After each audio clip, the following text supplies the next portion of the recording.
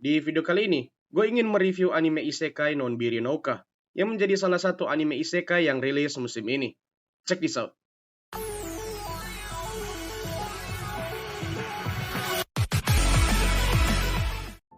Isekai Nonbiri no Uka bercerita tentang Machio Hiraku, yang mati karena sebuah penyakit dan bertemu dengan seorang dewa.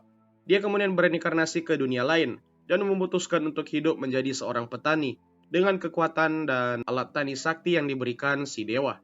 Dia memutuskan untuk membangun sebuah desa, dan hidup santai sambil bertani. Desanya kemudian bertambah besar, dan berlahan-lahan bertambah warga desanya. Ini adalah anime yang saat gua tahu bakal rilis, gua cukup meremehkan anime ini, dan tidak berekspektasi. Namun ternyata eksekusinya cukup bagus. Animasinya di luar ekspektasi, di mana banyak anime isekai musiman yang terlalu mementingkan yang penting jadi, sehingga kualitasnya terlihat seperti anime murahan. Padahal ceritanya bagus, contohnya seperti Tate no Yusha Season 2. Studio yang menggarapnya adalah studio Zero G, yang pernah menggarap Grand Blue. Good job Zero G. Plotnya cukup simpel dan tidak terlalu ribet, di mana Hiraku adalah karakter OP yang memiliki banyak harem di desanya dan menjalani kehidupan dengan santai sambil membangun desanya.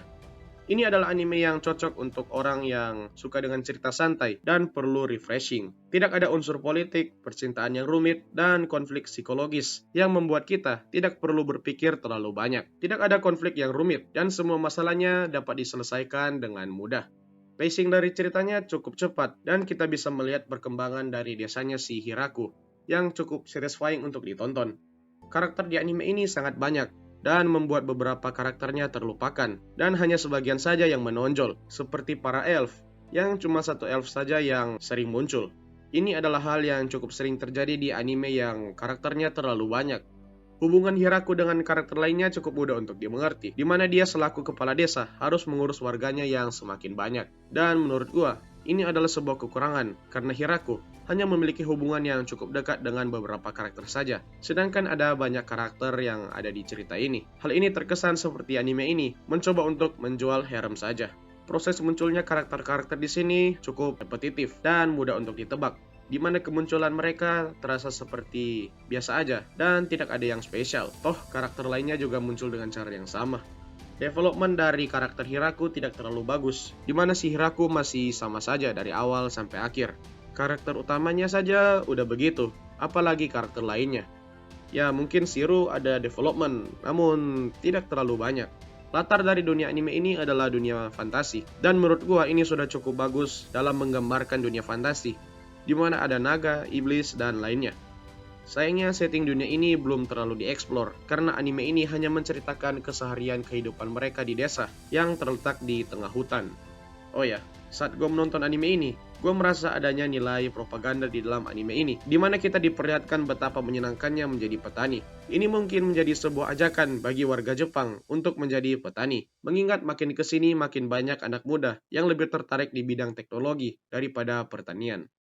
Di sini kita diberitahu bahwa menjadi petani lebih menyenangkan daripada hidup di kota, di mana terdapat banyak sekali masalah seperti politik, masalah hubungan, dan lainnya. Di sini kita diperlihatkan bagaimana orang yang sebelumnya hidup di kota menjadi lebih bahagia hidup di desa, karena tidak perlu terlibat lagi dengan masalah-masalah yang terjadi di kota.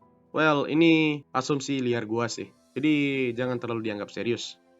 BGM di anime ini cukup bagus, di mana cukup mempertebal suasana, seperti BGM saat bertani, memasak, dan lainnya.